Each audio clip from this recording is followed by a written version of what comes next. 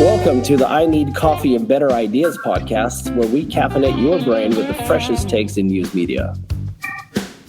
If you had come to me 15 years ago and said, what about this media brand that has a really good magazine and a really good conference business? You said, yeah, I don't care. It turns out in 2024, having a subscription database is enormously valuable.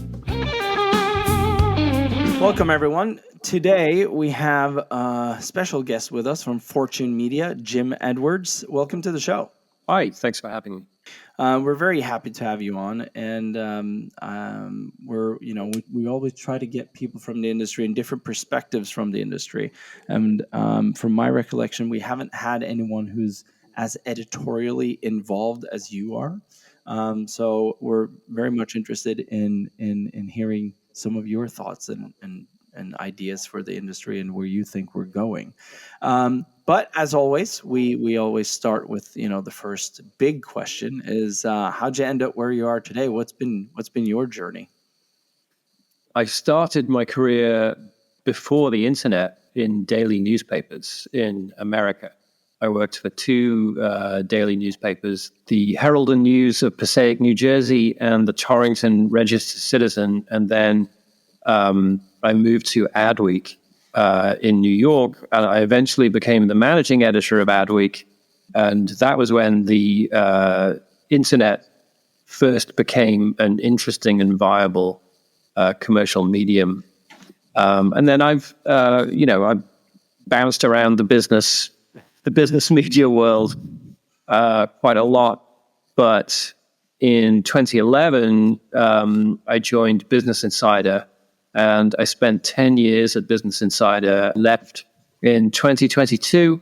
By the time I left, I was the editor-in-chief for news. And then I joined Fortune earlier this year. And between Business Insider and Fortune, I did some consulting and freelancing for digital newsrooms, basically trying to help them increase their audience and reach. So we'll get back to that last point because that's an interesting one. But so you said you've been a Business Insider, which is part of Axel Springer, as far as I recollect, correct? Yeah. How did that, or if at all, did that have an impact on how you operated at Business Insider, or was that your completely separate business unit and you operate as you want? It didn't really change anything at Business Insider. Axel Springer is based in Berlin. Business Insider is based in New York. And other than having new ownership, I don't think it really changed anything. It made the company a bit more maybe financially stable. Mm-hmm. It took a lot of uncertainty out of it because prior to the acquisition, Business Insider was funded by venture capital and it was also earning its own revenues. But when you have a startup, obviously, there's always the worry that you'll run out of the venture funding before the revenue gets big enough to compensate for it. And the acquisition took away all that uncertainty. But editorially, I don't think it changed anything. I think Axel Springer's philosophy is to let businesses run themselves independently. Yep. We didn't even merge back-end operations. A lot of times with these mergers, the advantage of the merger is you can reduce duplication on the back end. Like everybody goes to the same HR, everybody goes to the same legal department, everybody goes to the same finance department. You keep the brands and the separate newsrooms, but you can consolidate payroll and stuff like that. None of that happened. Oh, really? It remains completely separate. Oh, I did not know that. I actually used to work with Business Insider. Well, this is quite a few years ago, back when I was at C-Sense and Piano, and we had some business relations into Business Insider. And I remember you shared an office with Digiday, if I'm not mistaken, in New York at some point as well. I remember visiting your office back in Financial District in New York. But now you're at Fortune, and coming into a company, you said you're a fairly new hire. Coming into a company like that, with Fortune is a brand that a lot of people know about. It's well respected. It has its own particular, let's call it, editorial tone, I would say. Coming into that, I'm going to assume there are some things that are, let's call them easy wins or low hanging fruit. But then there is also the long term strategy of changing, into a company that is fully digital, that has perhaps some challenges, as all companies do today, or all media companies do today. Some challenges, perhaps with advertising revenue. There's the pressure to drive subscriptions. Coming into a job like this, what are sort of the first thoughts and ideas that okay, this is what I need to do. These are the changes that perhaps yield the most value in the short term, and perhaps can also help us in the longer term. Yeah, that is a complex question, Yes. frankly, because Fortune is 95 years old. It was founded as a magazine, and we still publish a magazine, and CEOs the world over still beg us to be on the cover of Fortune. Yeah. So it's still very much a viable product for us. And interestingly, the further we get into the digital age, having a venerable print product that you can literally hand to someone physically turns out to be a big sort of marketing advantage for the brand. It's something we have that other digital brands do not have. And Fortune also has a very robust conference and events business, which is a huge part of what we do. Yep. If CEOs join our network, our community, they get to meet each other in forums and events that we put on. And other media brands don't do that. So there's a big sort of in-person aspect to what we do. But also, Fortune has quite a complex history in terms of publishing on the web. For a long time, it did not have its own website. When it was with Time Warner, they did a deal with CNN, and the section of CNN called CNN Money was powered by Fortune. So all of Fortune's digital content went onto CNN's website. Okay.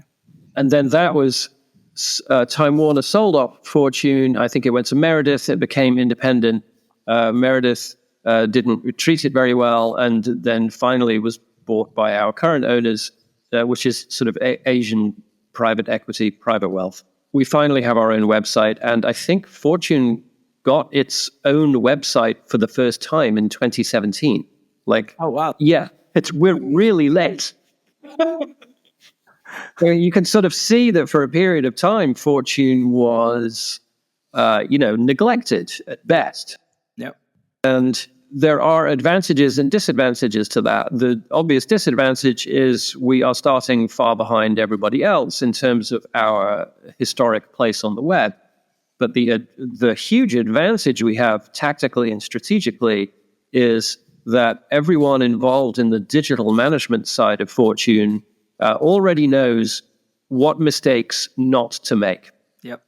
We can avoid all of the stuff we went through at Business Insider, and I've worked for some old digital brands. I've worked for CBSNews.com, done work for AOL.com.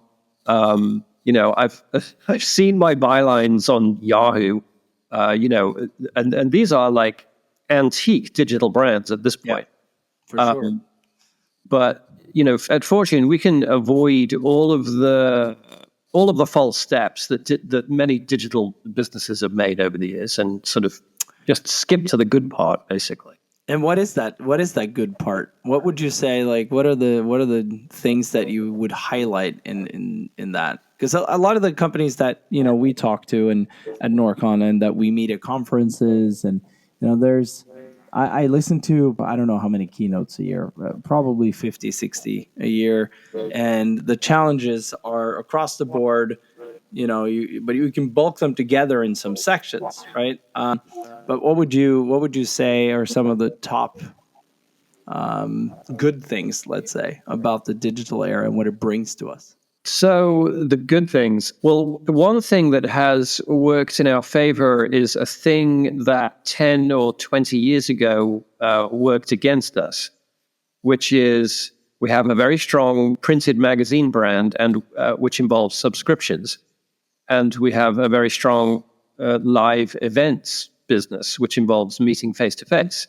Now, in terms of digital media, if you had come to me 15 years ago and said, what about this media brand that has a really good magazine and a really good conference business? Yeah. You said, yeah, I don't care. Yeah. The future is not going to be printed magazines, and the future will not be in-person conferences. And certainly the COVID pandemic lockdown did not help the conference thing at all. But it turns out in 2024, having a subscription database is enormously valuable. Yep. And so we have a huge number of people logged in and registered and on various email lists. And this turns out to be hugely valuable in the digital media age. Definitely. And then in terms of conferences and access to meeting people face-to-face, this turns out to be much more special and valuable, and there's a premium attached to that in a way that there didn't used to be. Meeting someone, over video is one thing, but getting to actually see them in person has an extra layer of added value. So these things that were very old-fashioned 15 years ago are suddenly very valuable.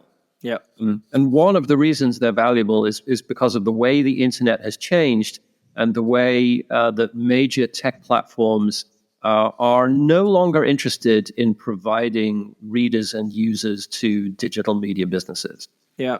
It's interesting. I might be mistaken here, and I'm happy to be corrected. If I'm going to sort of look at Fortune, I would put you in the same bucket as perhaps Time Magazine, The Economist, perhaps a few others, where you have a strong print product still, and The Atlantic, I think, is still as well has a pretty strong print product. And we see that events are pretty strong, at least, when Jessica Sibley took over as CEO at Time, the events business for Time seems to have gone up manyfold, right? An interesting move there was that she dropped the paywall. I remember shortly after she became CEO. Any thoughts on sort of, how paywall, no paywall in this era of, print is one thing, you have the digital surfaces as another, you have the event space, any thoughts on sort of where that goes? And from an editorial point of view, it's an interesting conversation, right? Should you paywall stuff? Should you not paywall stuff? Where does that sit with you? So we have a paywall, and it's fairly aggressive. I think about maybe 20% of our readers get shown the paywall every time they show up. And this is a huge part of our business. Subscriptions are a huge part of our business.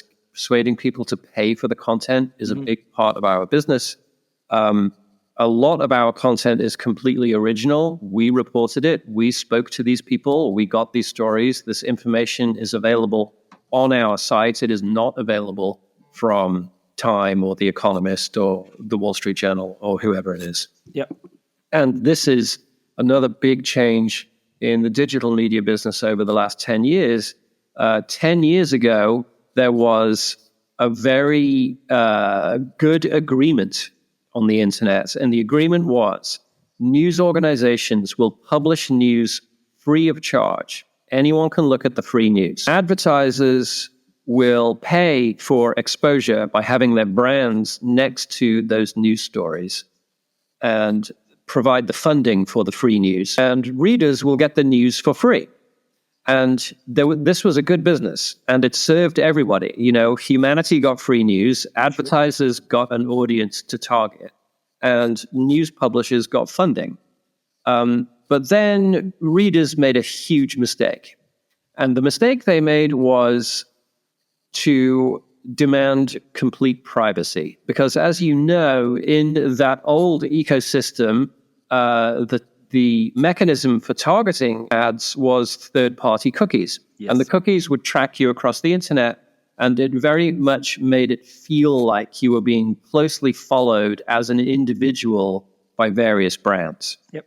Now, this was a mistake. This was a myth, because although you were being tracked by these cookies, the brands themselves didn't know who you were. There was no PII involved in that, as far as Yeah, cookies don't actually identify you as an individual. They just identify you as someone who visited a site, who might be a man, who might live in London, who might be interested in buying a pair of shoes. Like it's literally just a set of categories, and it didn't identify you in any meaningful way whatsoever. No, it's probabilistic targeting. Yeah, right. But readers made this mistake. Readers assumed that they were being individually spied upon by advertisers, so they demanded privacy. And in response to that demand, the major providers of internet browsers, Chrome and particularly Apple, and also Firefox actually was a key one, because Firefox went first. Yes, they were. They all removed the ability to track people through third-party cookies. This destroyed the advertising side of the business. What readers thought they would get is anonymous browsing. That is not what they had got. No. Because if you remove the anonymous targeting function, the media business and the advertising business have to find a different way to target you, because, we're not a charity. Mm-hmm. And the way we have found to target you is to ask you to register your identity with us on all of our websites. If you want to see something on Fortune, you'll probably have to give us your email address at least, and you may have to pay a subscription. And this is the future of the digital media business. The mistake is that readers have much less privacy. We know exactly who you are now. Mm-hmm. And we can provide very specific lists of people to target to our advertisers. So this business has been completely overturned. It's completely on its head. But the good news about the business is that we have all the permissions we need. When readers come up and they want our information, they have to engage in an exchange. They have to give us some information, maybe a subscription. And in return, we give them the information. And in that transaction, we get permission for various types of targeting, or we get a decline of the permission. But either way, we have complete consent now. This is where we are. And then the disadvantage of running a magazine and a conference business 20 years ago suddenly becomes a huge advantage, because these are direct relationships with readers and clients. The thing that all digital media needs now are these very direct relationships with your readers. I always found it interesting, on that note of readers and following them on the internet, was I remember seeing a poll. This was probably back in 2017, pre-GDPR. And readers wanted personalization and relevant ads, but they also wanted privacy. So like the discrepancy between the both, to me, was always interesting, that, you want one thing, but the ability to give you that is going to be blocked somehow. Now, of course, as you just said, now we actually know exactly who you are, and the personalization and the advertising targeting has perhaps become, easier than it ever was. It's actually reached an extreme level in the United Kingdom, because the ICO, the Information Commissioner's Office, which is a government agency that tracks privacy, has allowed media companies to institute a new rule. And the new rule is called consent or pay, where it's a bit like GDPR. You show up on a website and you are shown a privacy module and you are asked for your consent. But if you do not consent to the cookies, you are then required to pay. And I think actually we got this idea from Germany, where Probably. This is more advanced. I'm going to guess Germany too. Yeah. So all of these readers who demanded privacy and anonymity on the internet now live in a consent or pay environment, like consent to be tracked or pay to be tracked in a different way, which if you are a reader who wants privacy, is the worst of all worlds. And it has made generating revenues for digital media businesses more difficult than it used to be. I'm not talking about Fortune here, because Fortune is still growing. It has a very good business. But in terms of the clients I used to advise before I came to Fortune, generating audiences and generating revenues from those audiences is just much more complicated than it used to be. It's difficult. There's more friction. You have to extract more money from fewer people. And this is all a creation of the fact that people wrongly thought that third-party cookies trapped them. Oh, yeah. We haven't touched on one topic, and I have to ask you because you come from the editorial side, and AI is all the buzz right now. I think we all agree it's here to stay. Like this is not like it's not the fad that's going away. It's going to change how we operate. It's going to change how we exchange information. For Fortune, who is not news in the same way as perhaps Sky is, right? So how would you say that watch this space? Yes, but go on. Yeah, but go on. But how would you say AI has the potentially to change how you operate editorially at a company like Fortune in a positive way? Like, where do you see the opportunities? In a positive way. Ooh. The challenge of AI for the news business is that it makes mistakes. And even if it gets things right, you need a human to check that it got things right. Correct. Before you can publish, which therefore means it doesn't actually save you any labor. There's no point in me publishing information via a robot if I have to check what the robot is doing. The robot should be saving me time, not creating an extra job for me. Having said that, there are some things that AI is very good at. It's good at translations. It is good at summarizing data very quickly. It is good at dealing with very highly structured data. So something like stock market data is very highly structured. There are very few variables. It's difficult to misread the price of a stock. AI can handle a lot of basic reporting on that kind of material. Sport is another one. AI can provide live commentary on a football match pretty effectively because a football match is highly structured data. The action takes place on a single field. Mm-hmm. There's a limited number of variables. There are only 22 players. There's only one ball. The rules of football are easily understood, even by artificial intelligence. It's unlikely to make a mistake. And then the other end is possibly generative AI artwork is able to generate fairly high quality images very, very quickly. And in the past, digital media has relied a lot on human illustrators to create good imagery for their news products.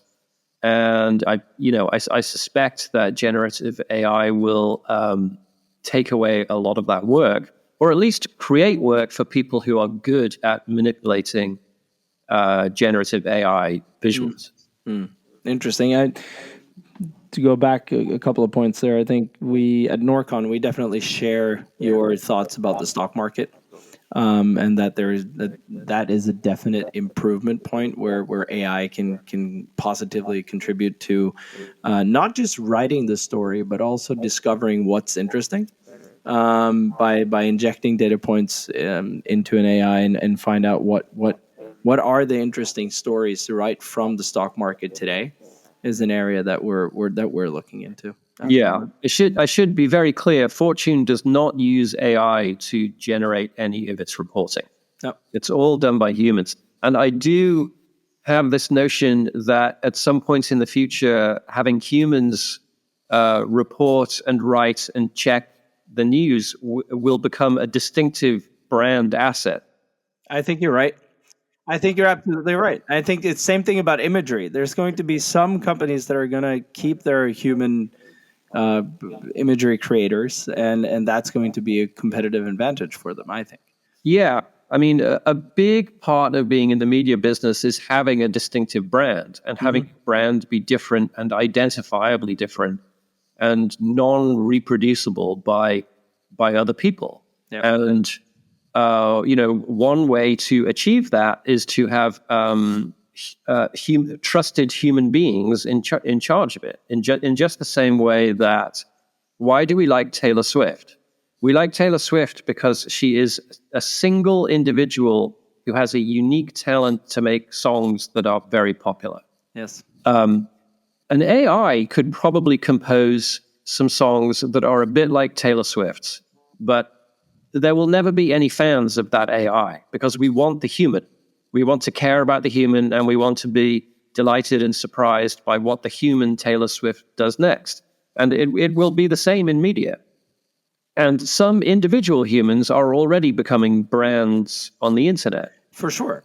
For sure. I mean, content creators, and we talked about this at a conference in Brussels last week, where, how can newsrooms be better at surfacing and marketing their editorial staff that, could potentially have a following outside of necessarily just in the magazine or the news outlet they work, but also perhaps on social media. And we were in Finland a few weeks ago where Yle, which is the national broadcaster of Finland, were talking about how they're working towards a vision, if I remember correctly now, they're working towards a vision where no journalist is going to be an online journalist or a TV journalist. They're going to be a journalist who are working across all formats, both social media, short form, long format.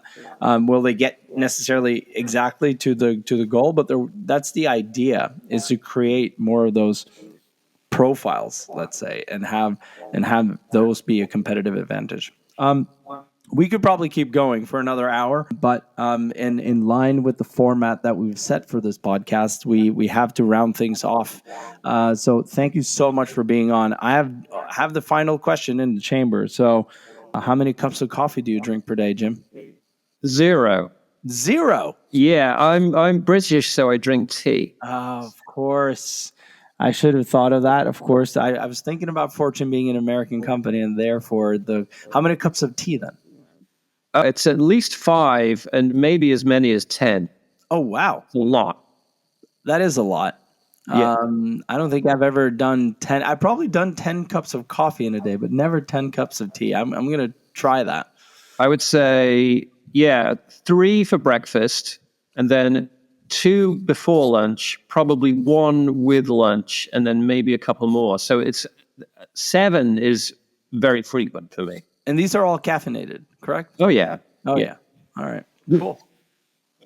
Well, good. You want to hear my favorite joke? Sure. Why did the anarchist drink herbal tea? I don't know. Because proper tea is theft. That is a great way to round off this podcast, I would say.